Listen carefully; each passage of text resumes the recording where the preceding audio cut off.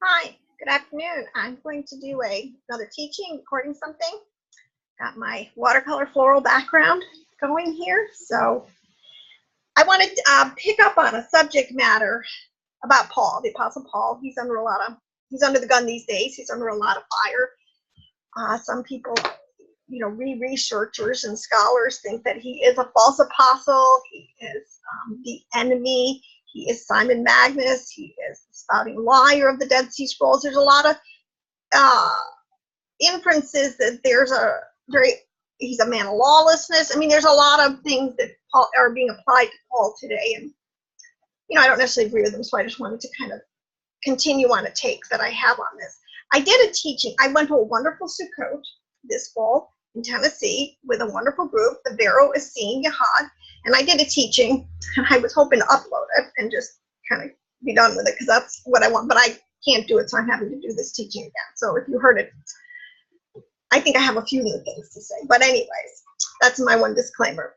So the more I really kind of study into and understand the deeper, which now esoteric understandings that are in the word, I see there are many levels of meaning. The word is very polysemous, having many meanings and many. I get a little more comfortable initially with having divine paradox in the Holy Mysteries, things you just can't at first effort maybe reconcile. And I think this Paul and the law thing is one of those. But it's the glory of a king to search out a matter. The more you study it, the more you meditate and contemplate. I think, my opinion is you can reconcile it. So these are some things I have to add to this conversation. But so I found this quote. I was reading along, doing some research, and this guy there's a very famous verse that says, John 14:6, no man comes unto the Father except through Yeshua. That's what we understand. It says, I am the way, the truth, and the life, and no man comes to the Father except through me. Well, he inserted the word, I am the way, the truth, and the life, and no Gentile comes to the Father except through Yeshua. And that just sort of clicked a bell in my head. And I thought, now that makes sense. And as I continue to study it out, it kept making sense to me because, in my opinion, we're dealing with one of the most pivotal events in all of mankind, the first coming of the Messiah, the Anointed One. And it was extremely, it caused a lot of chaos in the heavenlies and here on boots on the ground. It just did. It caused a lot of chaos as a lot of things were being upturned, overturned, and new things were coming to play. But this idea of Messiah ben Joseph, Messiah ben David, to me is another understanding I've come to, which to me is also pivotal to understand in this whole debate and story.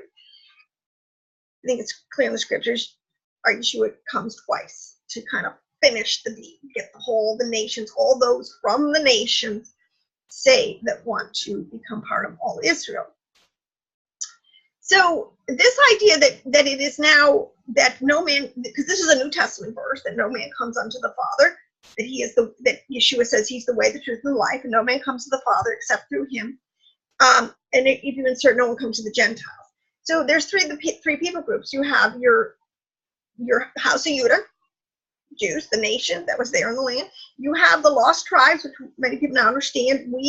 Yeshua's first mission as Messiah ben Joseph was to go after the lost sheep of the house of Israel that were now scattered all over the world.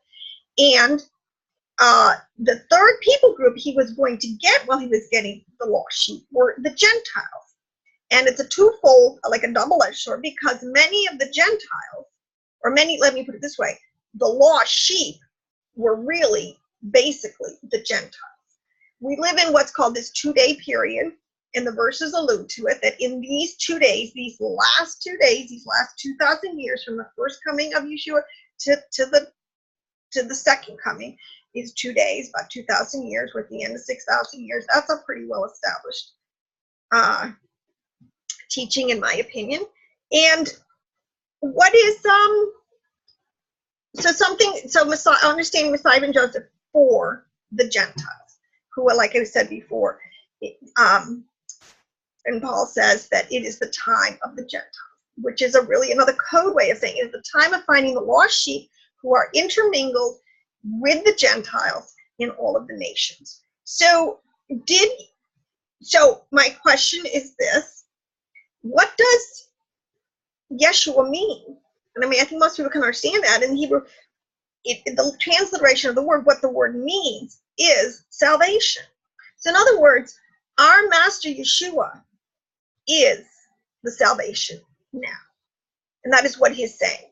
You don't get salvation any other way except through him now. You don't get in the door for the nations. For any Gentile, you have to go through him. He is the salvation now. And when you say that, the implication is if he is the salvation, then the law is not the salvation. This is part of the debate that is going on. Are we saved by the law, or are we saved by our belief in Yeshua, which is really in his manifestation at this point as Messiah ben Joseph, the good shepherd who is going after those who are lost.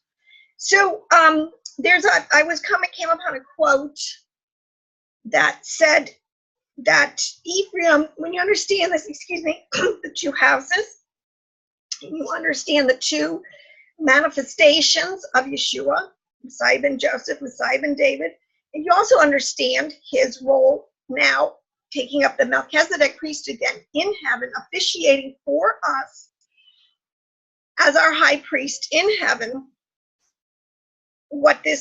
all the implications, why all of this understanding can help mesh all the scriptures between what, like, let's say, the debate could go on between what James is saying and what Paul is saying. Are they irreconcilable, or are they just two sides of the same point, really going forward for two kind of different people groups on the planet now? Rashi, who is a very well-known and I think wonderful sage to read from the Middle Ages, had this quote to say when he was doing a commentary on Isaiah 11:13. And he says, "And the envy of Ephraim shall cease, and the adversaries of Judah shall be cut off." I mean, that's a great promise. Ephraim shall not envy Judah, nor Judah vex Ephraim.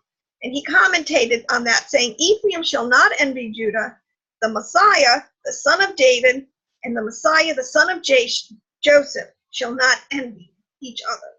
And this is where we're going into the restoration of all things. And this is what I'd like to do, is see if we can kind of, again, mesh the two perspectives, kind of find where we are, and a higher, because what I've said, when understanding esoteric understandings, it is the reconciliation really comes in the deeper levels. It's not on the surface level. That's kind of like obvious to everyone. That's why we have a zillion different sects and denominations and people saying different things. Because in the exoteric writings, you can't reconcile. It's not in there. There's other purposes for that. The reconciliation comes in the deeper esoteric understandings. And that's my opinion. It's served me well to understand things. So we're going into here, another verse I want to just quote quick from, in homilies, the Nazarene Acts of the Apostles, the Clementine homilies, the recognitions of Clement. These are a body of writings that have resurfaced and are being totally re-researched and reinterpreted and retranslated. And I believe that they are some of the most accurate and informational texts that we have today to try to put some of this together. But in Homilies 3, chapter 19, on the reign of the Mashiach, it says, "On this account I say, he rises in person, from his seat as father of his children. Yahweh, our Father, Yahweh Elohim, proclaiming the things that from the beginning were delivered in secret to the worthy." This is a concept you should all know and understand by now. Extending mercy even to Gentiles, and feeling compassion for all souls, neglected his own kindred. For he who is worthy to be king of the world to come fights against him, who by predestination has usurped the kingdom that now is. And that's a very insightful comment. But yes, Yeshua is the King of Kings, Lord of all of the nations. every knee will bow and every tongue will confess. So how is a part of this going to happen? Now, the big debate is, did Paul do away with the law? And, I read it, it's very clear. No, he didn't do away with the law. And this is one of why it takes deep scholarly study, because the word law has about 7 different words when it's translated sometimes. But if you look at the Hebrew, there are different words, and there's about 7 of them, and they don't all mean the same thing. There is ceremonial law, there are sacrificial laws, there are food laws, there are sexual, there's a lot of different laws, okay?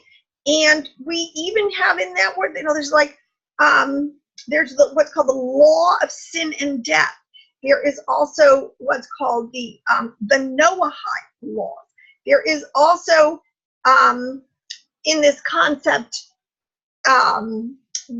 like I said, the 10 Commandments. Okay, so law, you just can't throw that word out there and yes, Paul did away with the law. No, you have to really study and get the context and the nuance and try to figure out what type of law application is he referring to or is being referred to. And I think it's pretty clear that he was a high Torah keeping believer. He was one of the most, in my opinion, initiated, and I see a lot of esoteric understanding in Paul. That's why, I get him. I don't mean that, say that, but I get it. And when in 2 Peter, let me read this to you. When it says that, in 2 Peter, 3:15, it says, bear in mind that our Lord's patient means salvation. He is, Yeshua now is our salvation. Just as our dear brother Paul also wrote you with the wisdom that that Elohim gave him. So he writes the same way in all his letters. He's speaking to them of these matters.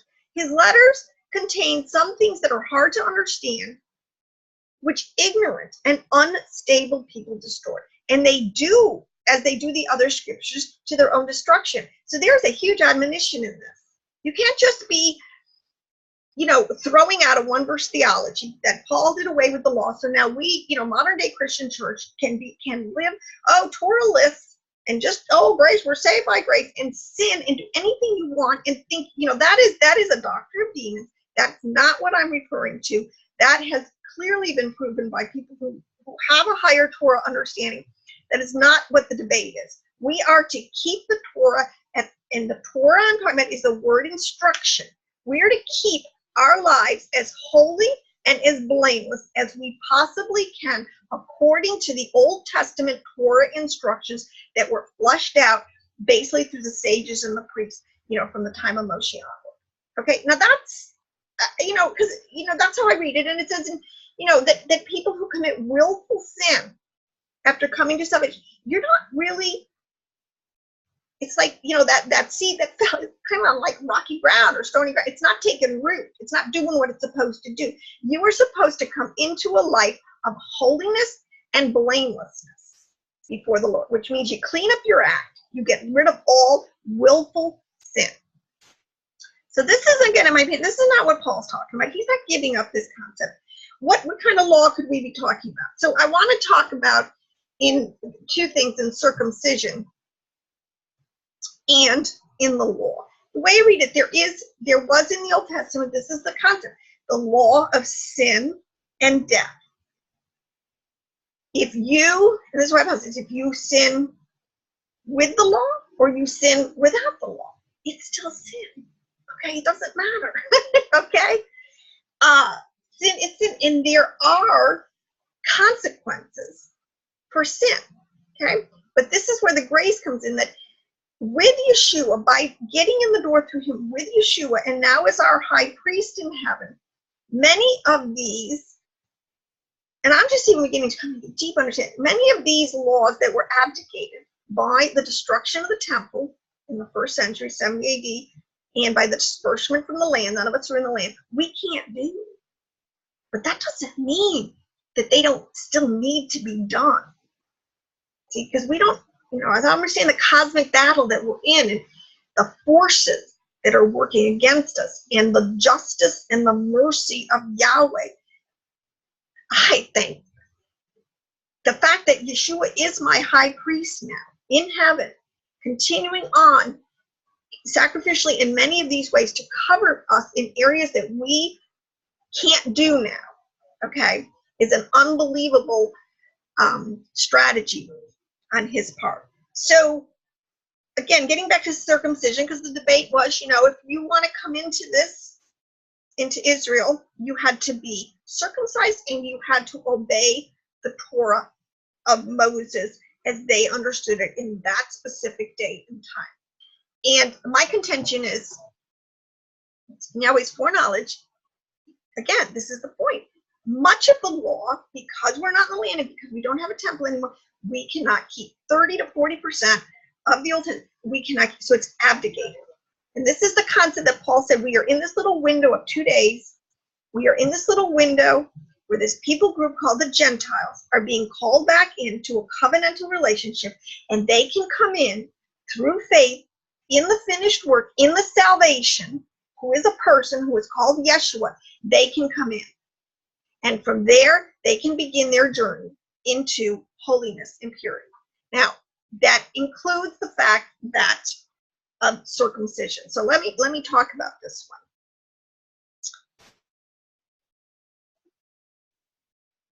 So what I have begun to learn, I have this little nut here. This is my new little object lesson. This is so interesting because, like I have said before, Yahweh always has, in my opinion, an archetype. He starts at the top, he makes an archetype, which is his highest, the purest thought, and this is the real deal. Up at the top, if you have the mind of Christ, you have the real deal. You have the pure, unadulterated, completely clean archetype of what he is making and what is coming down the pipe, what he has created, and it gets made, and then it gets formed. There's a downward progression. I've talked about this in some of my videos, but he says to us in Peter, in 2 Peter, it also says that in these last days, to confirm what I'm saying, Yahweh has spoken to us by his son. So again, it is by his son now, Messiah ben Joseph, that he is speaking to us. So circumcision was an outward sign, and it says in the Old Testament that through many types and shadows, or it's really through many symbols and rituals, that people enacted and rehearsed many of the fulfillments of these prophecies that were going to come to pass, like the greatest one, Yeshua being our Passover lamb. That has been fulfilled. The sacrifices are done away with. On what level? And I don't want to go there. Okay, so these are, that's a kind of clear understanding. Some things have really been fulfilled, and the Yeshua, in his role as the Messiah, as a suffering servant, actually did fulfill. Not that they're really done away with per se, but he fulfilled them. But my point would be, many of these things that were kept being done in the altar were signs and symbols of greater realities that were going to come to pass. Because it is my contention, see, that we're going up. And when I say up, people think geographically, we're going higher. We are reclaiming, the whole point is we are getting back to being able to live in a state of purity and relationship with our Father, with our Yahweh Elohim, the way Adam and Eve were originally created and lived in the garden. That's our paradise, right? Don't we? Isn't there a paradise where all these glorified saints are living today? And that's and so much of that happens in the mind.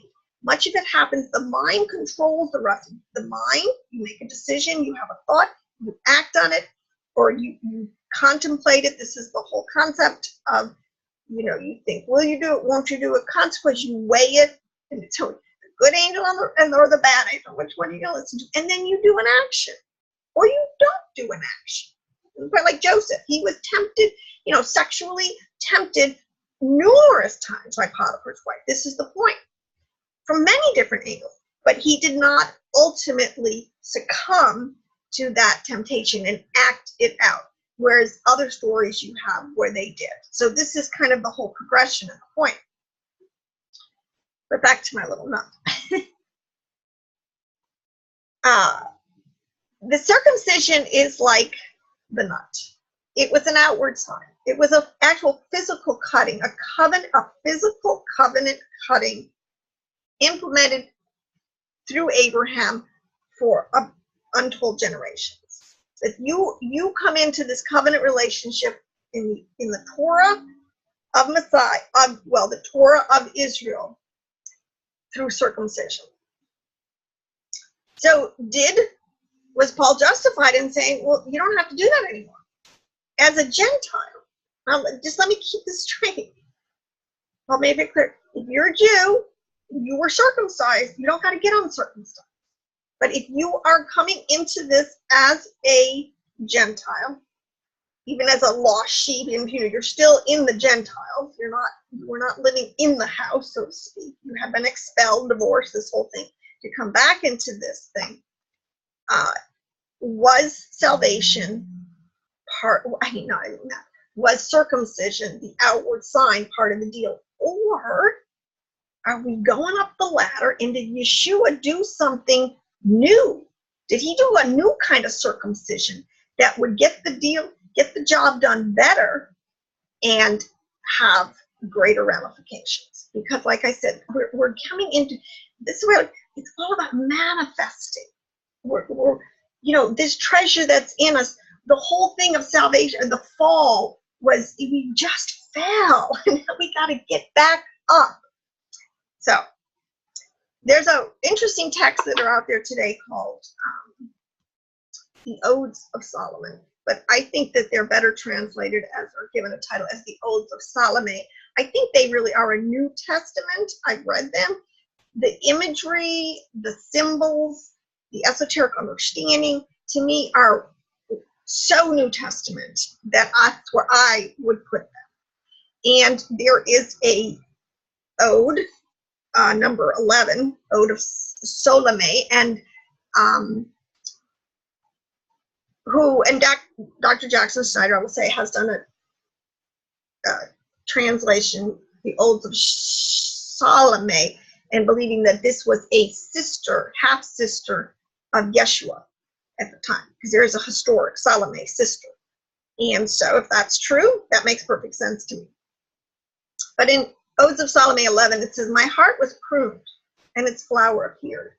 Then grace sprang up in it, and my heart produced fruits for the Lord. For the Most High circumcised me by his Holy Spirit, by his Ruach. Then he uncovered my inward parts towards him and filled me with his love.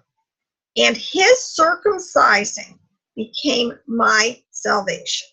And I ran in the way, in his peace, and in the way of truth, or in his way of truth. So that is really insightful to me when I read this, because this is what Paul is saying, that we're receiving today a circumcision of the heart. Now, can that be possible? So if you're kind of going, all right, first of all, let me just deal with this one thing. It says that the Most High circumcised me by his Ruach. Okay, we're talking about a spiritual experience here. And he uncovered my inward being towards him.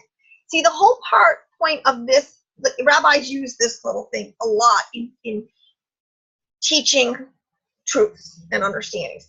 Actually, on one level, this is our brain. This is exactly what our brain looks like. We have a brain with a hard cerebral, surface, and we have I might get a cerebellum, a lot of kind of mushy stuff.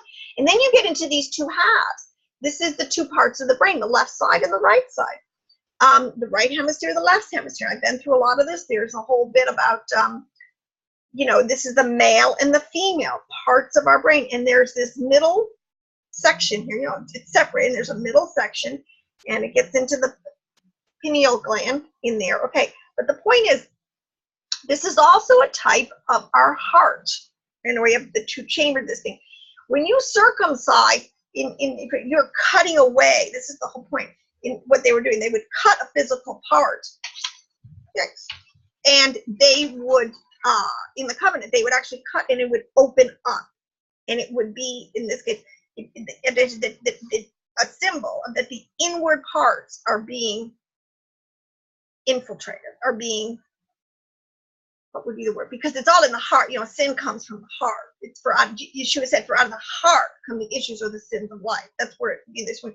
So circumcision was their sign physically that they were going to let Yahweh Elohim control their inner part, their heart, and they were going to do Torah from their heart. And they had to have a physical. Okay, that's how you enter. But now Yeshua is saying we are getting by the Spirit a down payment, a token, a real spiritual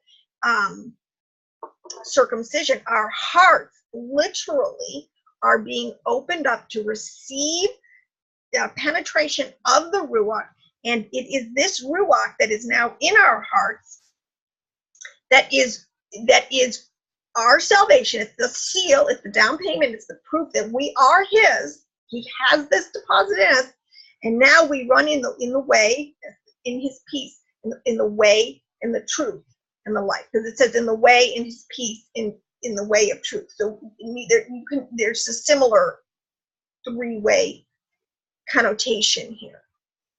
So if this is a New Testament prayer, ode, which I believe an ode is a prayer, then they are explaining something that agrees with Paul. If this is written by Salome, who is the sister of Yeshua, in the house, there would be people who are all extremely Torah savvy and esoterically knowledgeable. And they are in this fits exactly with what Paul is saying. If this is what was given, you know, the whole point with the prodigal son, you have the older brother who's like, he gets really upset when he sees everything that the father is placing on this prodigal son, which is the rabbis use it is an object lesson to talk about the two houses. And the father says, look at older brother, you've always been with me. Everything I have is yours. Why are you upset? If I want to give great gifts, lavish, magnificent things on this prodigal of mine who's come back, is that not his right to do? And that is the whole point. So this was another quote I found from Rashi in another commentary he had on Isaiah 12:3, and it says, you will draw water with joy from the fountains of salvation, and you will draw water. Now, Rashi's commentary interprets this as saying, you shall receive a new teaching. He said, from the fountains of the salvation. If Yeshua means salvation, we can put, you will receive a new teaching from the fountains of the Yeshua, of the Messiah. I mean, to me, you can really put those words in there. For their heart will be dilated through the salvation that came to them, and secrets of the Torah that have been forgotten during the exile because of the troubles will be revealed to them. Now, see, this makes perfect sense to me, even in the physics of the thing, that their hearts will be dilated. There needs to be an entrance into the heart, the klippah. See, this outer edge, this is what has developed on a Gentile for centuries and centuries, and even on Israel, or on the Judah. This is the point. When he's always saying, oh, you're just getting this hard shell. Your heart is becoming hard. It's becoming callous. I cannot penetrate it. You know, I send my prophets. I send my chastisements. It's no matter what I do with you people, I can't seem to get through. This is the whole point of the outer shell. It has to be cracked, penetrated, and this is what Yeshua was able to do through death, burial, and resurrection and ascension. This is basically. So getting back to, if this is true, that for the Gentiles, for this season, Paul understood that there was a circumcision. We have kicked it up a notch. We are dealing now in a spiritual reality, no longer an outward sign, a literal spiritual reality called a new birth that fell on the Gentiles. They had demonstrations of the Spirit's power. It was very clear to Peter, to all those that the Gentiles were receiving manifestations of the Ruach, doing great and mighty things in their lives. And that was an undeniable fact. So they had to grapple with this. And, you know, my thing is, yeah, Paul has a lot of detractors. That's a fact. He once was an enemy. He literally, you know, calls himself the chief of sinners because he threw James under the bus. I mean, he literally, at one point, early on, before his conversion, tried to kill Jacob, the Lord's brother, who was the chief bishop of the Jerusalem church, of the new emerging church, these believers, these called out ones. So yes, and there were many people that, it says in the different letters of Paul and in the book of Acts that there were many pockets still that came against him. Judaizers, Pharisees, certain Essene sects, in my opinion, that were still zealous for the law and were not kind of grasping this concept. So I don't have a problem that there was turmoil. That to me would be very real. Hey, we're in tons of turmoil today as all this revelation knowledge, spiritual wisdom and revelation knowledge is coming to us as the books are being opened. We're all, so I don't have a problem with it. But to go so far as to throw out, basically, which you have to do all of the letters of Paul in the whole New Testament. And if you throw Paul out, you have to throw out spiritual gifts, the fivefold ministry, much church administration, or, much of this whole outreach to the Gentiles. I mean, you better be careful because you got to throw basically the baby out with the bathwater. And I can hear Paul saying, why do you want to do that? Why do you want to go back to Egypt, to a place of bondage? Peter says here, it says very clearly when they were talking in the Jerusalem council, Peter says, look at, I wish I had this verse in front of me. I don't have it. But he basically says that why should we put a yoke of circumcision or on all these, on the Gentiles when we ourselves couldn't keep it? If Elohim has seen fit to call them in and give them his Ruach through the Son, Yeshua, who are we to fight against it? I mean, that's basically what Peter said. In the end, that was his. And he also says in Galatians 2:2 that about the similar thing. When they saw the gospel of the uncircumcision was committed unto me, this is Paul speaking, as the gospel of the circumcision was unto Peter. This wasn't to me an understanding. I don't know why we have to argue with it. For he that wrought effectually in Peter the apostleship of the circumcision, the same was mighty in me toward the Gentiles. Don't misconstrue. I am talking about it. People who are called the Gentiles. Okay? Let me tell you something about these Gentiles. Yes, there's a lot of lost sheep. There's a lot of good, because, what's the word? Yah's seed. Oh man, I can't. It is Yah's seed that has gone out into all the earth through these lost tribes and all this intermarrying, all this, so that now this seed has is going out into all the earth. So as he's calling back literally genetically, maybe 80% some lost tribes. He's maybe people that were 3, 4, 10, 20%. And when you get into the Gentiles, people, I have to tell you something, and this is what's uncovering. They're Nephilim. They've got Nephilim genetics. They've got Canaanite genetics. They've got all sorts of bad, hibernized, compromised genes. Okay? I mean, we're not talking about the more or less, pure nation of, House of Judah who was keeping a pure bloodline. And even in the time of Yeshua there, you could really say only maybe 10 or 15% of the people in the land were still any way sort of genetically pure. See, we don't really understand, unless you have all these other pieces of the puzzle, who these Gentiles were. And if Yahweh wanted to give them a quick fix to get them up to speed, to get rid of some of the generational, I mean, we're talking about hardness of heart pagans who worshiping idols, infested with demons. I mean, I don't think we really understand. And in his mercy, and it's, as I said here, as the, hold on, let me just say it, that as the King of Kings to these people, if he wanted to, as a good king, bring them in,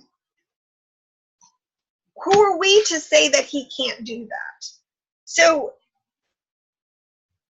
okay, so I hope I'm making a little bit of sense, and I shouldn't have done that digression because I did just lose my train of thought here. But when James, Cephas, and Kepha and John, who seemed to be pillars, perceived the grace that was given unto me, Paul is speaking, they gave me and Barnabas the right hands of fellowship, that we should go unto the heathen and they unto the circumcision. Only they would remember the poor. Who are the Ebionites? Who, in hindsight, and I know are the Essenes, those who are the faithful in Jerusalem and the surrounding areas, the same which I also was forward to do. See, a lot of these things through research, you understand the poor doesn't mean like poor people. It's talking about the early followers of Yeshua, who were Essenes, who were Jewish Hebraic by nature, coming into this thing. You're going out into a whole different. So, and he said he's making one new man. You got these real two people, and they're so different. I mean, I can totally understand some of this stuff, and I just think, oh my gosh, I can see Peter after having the Gentiles revealed to him, with the four animals coming down in the sheet, and Yeshua saying, or the Father saying, look, don't you call anything unclean that I have now made clean. And I can see Peter like, oh my gosh, I can see him and many of the Essenes and, grappling with this. This is so contrary to everything they've ever been taught and thought and lived out, but that's just the way it is. That's the way it is. So I came upon, for a little more confirmation of this, that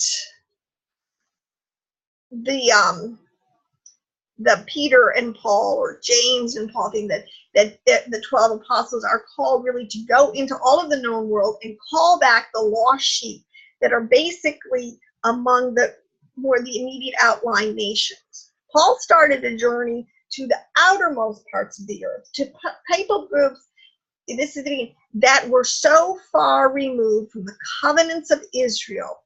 And when they heard and they realized that through a Ruach new birth, they could become grafted in and heirs together with the promises of Israel, that was good news. So let me talk a little bit about this. I just read up some works by this early church, one of the first bishop of Athens, who was a disciple of Paul, who was a contemporary deacon with Barnabas. He is in church history, and he has left some writings. His name is Dionysius the Areopagite. And, I really kind of wanted to read his works at first because I thought everybody kept saying he was a mystic. And I thought, well, I got to check that out because, I get accused of that, whatever. So, but what I found out about him, he had a very interesting ministry. He was a companion of Paul. He preached the word. After Paul's martyrdom, he went with three other believers to continue Paul's mission of reaching all the outlying areas. He went into Germany and Gaul and Spain. Some of these, what at that time were much more pagan places, and preaching to these Gentiles. There is a church in Italy. He was martyred, and when he was martyred, all of them were martyred during the the persecutions. But there's what I came upon is there was a small church in Italy that had this plaque on it that was there for hundreds of years, that was taken down by Mussolini, but they kept a record of what the plaque said. And this is basically what it said. It said, on this spot, Peter and Paul parted when they went to martyrdom.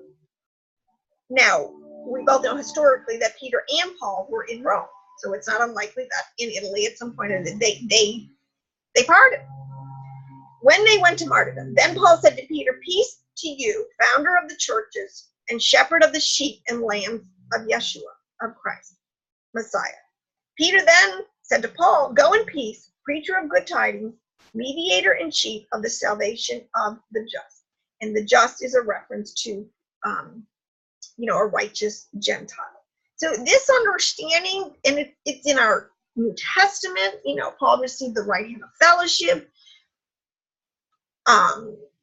Peter calls him our beloved brother. I don't think it's, you need to not believe those. records. I think that, yes, again, there were many people who could not handle Paul. That's a fact. But there were just as many people who could and did and have.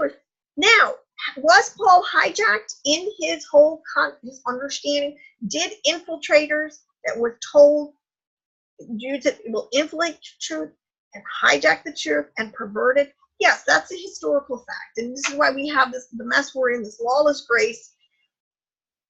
You know, why Yeshua would make it comment, when he comes, will he find faith on the earth? I mean, it really is a mess today. But to rewrite the historical record that we have, I don't think is serving anyone any good. But instead, it would be better was to try to go into a deeper or esoteric understanding of what is being implied in these verses.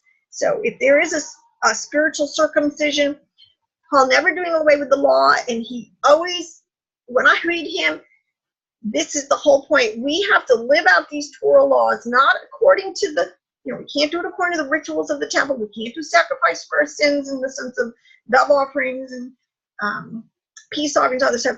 We have to do this with a repentant heart. And you can't fudge that. And Yeshua can see your heart.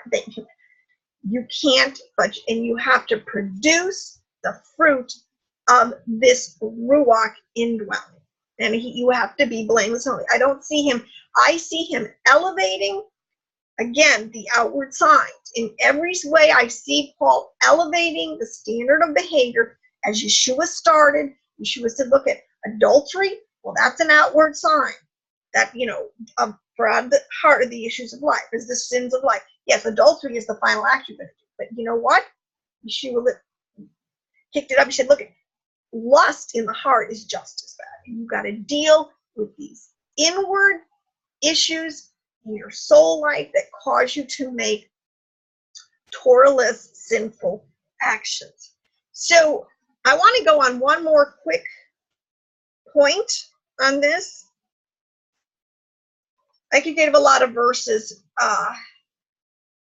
but I just basically, that's pretty much what I just want to say right now on that.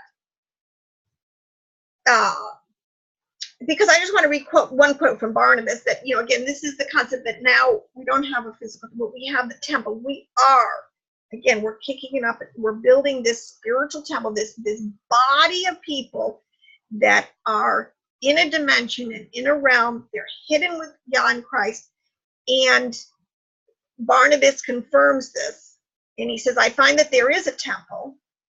I find that there is a temple, he says, Barnabas 16:7. How then shall it be built in the name of Yeshua? Understand ye, before we believed in Elohim, the abode of our heart was corrupt and weak, a temple truly built by hands. For it was full of idolatry, and it was a house of demons, because we did whatsoever was contrary to God. Barnabas is a Gentile. He's saying this as a Gentile, okay? Our house was full of idolatry and a house of demons, and that's what I just said, because we did whatsoever was contrary to God. But understand ye, by receiving the remission of our sins and hoping or believing on the name Yeshua, salvation, we became new, created afresh from the beginning, or bringing us right back to where we were. I believe it's referring to at Sinai. Fresh from the beginning. Wherefore God, or you can go back to Adam in the garden, really. Wherefore God dwelled truly in our habitation within us. The Ruach really does live in us that truly are saved or have received this indwelling. There is a baptism, I believe, of the Ruach. The word of his faith, the calling of his promise, the wisdom of the ordinances, the commandments of the teachings, he himself prophesying in us, he himself dwelling in us, opening for us who had been in bondage unto death, the door of the temple. In other words, they were under the law of sin and death. They were couldn't in the outer court. They were separated. They had no salvation, which is the, who had been in bondage unto death, the door of the temple, which is the mouth, and giving us repentance, leading us to the incorruptible temple. See, Yeshua is known as the door. It's the same thing as saying the mouth, the door. Get into the door through believing in the Yeshua, the salvation. not by works of the law. But as James says, you cannot in any way, shape, or form say that you have the salvation unless by your works you prove a fruit, an outward manifestation, that fruit of that ruach is working in your life. They absolutely go hand in hand. There's no contradiction. So let me go to a last quick point here that was just sort of interesting. Okay, so there's also some in this whole debate, people will say that Paul was a Herodian. That it just kind of gets, because you can't take anything at face value. Paul says, "Hey, I'm a Hebrew of the Hebrews, a Benjamite, a Pharisee. I have every credential. I'm a Hebrew. I'm a true genetic Hebrew." So he's either lying, or so there's a whole school that think that that he is lying. He's a Herodian infiltrator. But this is sort of an interesting side note I want to say on this, to this point. According to Jewish Orthodox and really conservative, the conservative Orthodox are the only one who really uphold to this. But traditionally, the only way you could prove that you were a Jew, or you could be considered a Jew, is if your house of Judah was if your mother was Jewish. And like I said, today the only ones that really adhere to that, again, are the more Orthodox. But you guys just don't lie. What's the big deal? And in this really would help explain some of the stories, like why was Barnabas not circumcised? Why Barnabas was circumcised, but some of the others were not? Did I get that right? I believe because Barnabas's mother was Jewish, and the Jewish community knew that. So when he came in as a Gentile, because his father was a Gentile, so he grew up, it says, no, maybe I'm talking about Timothy. No, I think it's Timothy. Yes, Barnabas was not certain. It was Timothy. Because, Timothy says his mother and his grandmother were Jewish. They knew this. So according to what it said, he had to become circumcised. He couldn't change. As Paul says, if you're called as a Jew, you got to, yes, you're under those. But if you're called as a Gentile, you do not have to come in through this covenant of circumcision. If you want to get circumcised, whatever, go for it. But like why? Okay, but that's a different point. So anyways, back to this idea. Yeshua had one of his lineages is through Mary. Okay, you have these different lineages, and one of them is through Mary, which in my opinion would be proof that she was Jewish. He had a Jewish mother, came through that line. They have found out today. So in other words, so what I'm saying is, if you do the research, and what my research says is that, yes, Paul's father, it's very likely he is tied into the Herodians. I think that can be documented. And his father, or he had Herodian relatives, roots, whatever. But if his mother was Jewish, he was still considered a full-blooded Jew. The only way he could be a full-blooded Jew. And so when he says what he says, he's not lying. The Herodians were known. They infiltrated. These are Idumaeans. Actually, these are Canaanites. I mean, you go back in the whole lineage, these are, okay, it so makes sense to me. Circumcision, and they had to get into a position to kind of take on Yeshua, to be there, whatever. But the Herodians were known for marrying Jewish women and Jewish princesses. That's how they infiltrated. And so the mother and the grandmother of Paul were, as far as I can determine, Jewish, which makes him 100% Jewish. So that's my point. But have they found out? This is interesting. In doing, so again, I don't think the Jews are arbitrary. I don't think they would just say, "Oh, your mom's got to be Jewish." There's just no reason. There has to be like a deep physics reality. It's like when it says that the life of the flesh is in the blood. Well, we know that today. I mean, that's an absolute fact. Scientific, that's established. These people weren't stupid and weren't making stuff up. A merry heart doeth good like a medicine. Well, yeah, science knows that. Your attitude has a tremendous amount of effect on your overall well-being and health. So if the mother has to be Jewish, what could be the reason? Well, according to modern DNA study, If Eve is the mother of all living, and Eve, we know, was a full-blooded, initially, Adamite, came right from Adam's rib. I mean, you can't get more authentic than that. Even that's an esoteric understanding. Okay, so women carry something called mitochondrial DNA. And in that mitochondria, there is something called I think it's chimerism. Oh my gosh, I don't know how to say these words. Sorry, a male microimerism,